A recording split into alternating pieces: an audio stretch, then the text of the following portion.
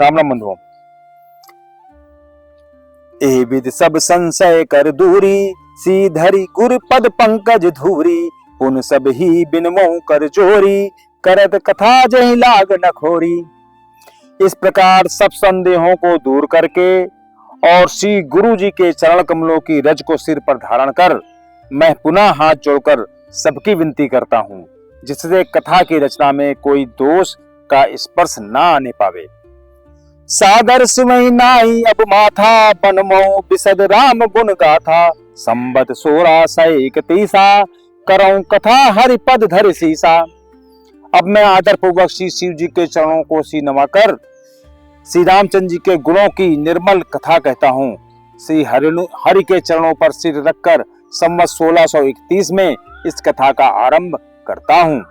नौमी भौम बार मधुमासा, अवधपुरी चरित प्रकाशा, जय दिन राम जन्म श्रुति गावई, तीरथ सकल तहाँ चले आवई।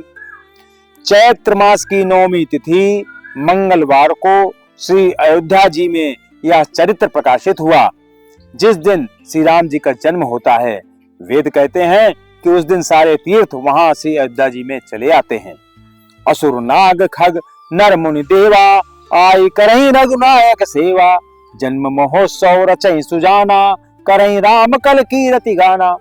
असुर नाग पक्षी मनुष्य मुनि और देवता सब अयोध्या जी में आकर श्री रघुनाथ जी की सेवा करते हैं। बुद्धिमान लोग जन्म का महोत्सव मनाते हैं और श्री राम जी की सुंदर कीर्ति का गान करते हैं। मज्जई सज्जन वृंद बहु, पावन सरजू नीर, जपई राम धर ध्यान और सुंदर श्याम शरीर। सज्जनों के बहुत से समूह उस दिन श्री सरयू जी के पवित्र जल में स्नान करते हैं और हृदय में सुंदर श्याम शरीर श्री रघुनाथ जी का ध्यान करके उनके नाम का जप करते हैं।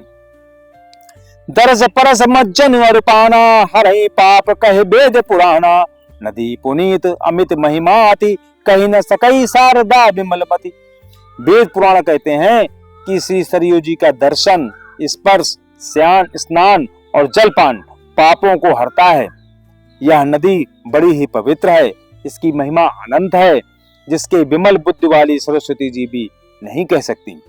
राम धाम दा पुरी सुहामणि, लोक समस्त विदित अति पावनि, चारि खानि जग जीव अपारा, अवध तजे तनु नहीं संसारा।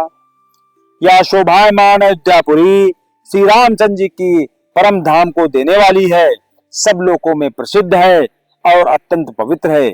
जगत में अंडज, स्वेदज, उद्भिज और जरायुज 4 खान प्रकार के अनंत जीव हैं।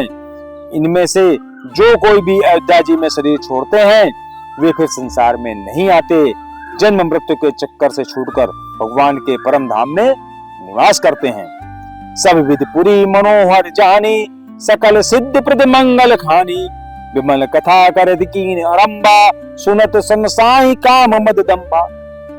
इस अयोध्यापुरी को सब प्रकार से मनोहर, सब सिद्धियों की देने वाली और कल्याण की खान समझकर मैंने इस निर्मल कथा का आरंभ किया, जिसके सुनने से काम, मद और दंभ नष्ट हो जाते हैं। रामचरित मानस एहि नामा, सुनत श्रवण बाई विश्रामा, मन करे विषय अनल बर जरई, होए सुखी जो एहि सर परई।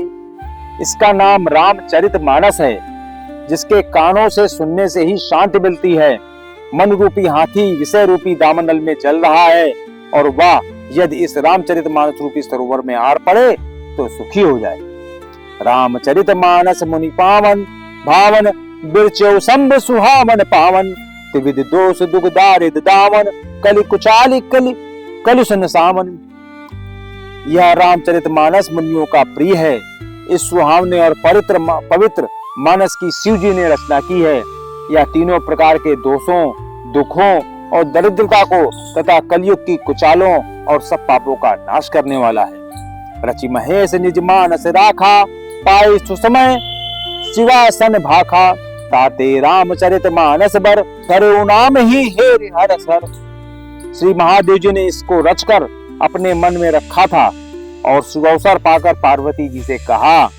इसी से शिव जी ने इसको अपने हृदय में देखकर प्रसन्न होकर इसका सुंदर रामचरित मानस नाम रखा है। कहूँ कथा सोई सुखद सुहाई, सादर सुनो सुजन मन लाई। मैं उसी सुख को देने वाली सुहावनी राम कथा को कहता हूँ।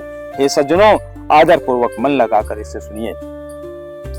इन चौपाइयों में सबसे पहले गोस्वामी तुलसीदास जी ने इस कथा को कब इन्होंने रचना प्रारंभ किया है उसकी उन्होंने तिथि बतलाई है। तिथि कौन सी है? चैत मास की 9वीं, जिस दिन भगवान राम का जन्मदिन था, और संवत 1631। स्थान बताया है कि अयोध्यापुरी में हमने इसका जो है इसकी रचना प्रारंभ की है। और इसका नाम उन्होंने बताया कि रामचरितमानस हमने क्यों रखा है, क्योंकि भगवान शिव जी ने हमको प्रेरणा दी है और शिव जी ने इसको अपने मानस में रखा था, अपने हृदय में रखा था, और बाद में उचित अवसर जान के पार्वती जी से इस कथा को कहा था। इसलिए इसका नाम उन्होंने जो सुझाया है हमको, वो रामचरितमानस सुझाया है, वही हमने इसका नाम रखा है। इसको, इस सुहावनी सुख को देने वाली राम कथा को मैं कहता हूं और आप सभी लोगों से आग्रह करता हूं कि आदर पूर्वक मन लगाकर इसे सुनिए। राम राम।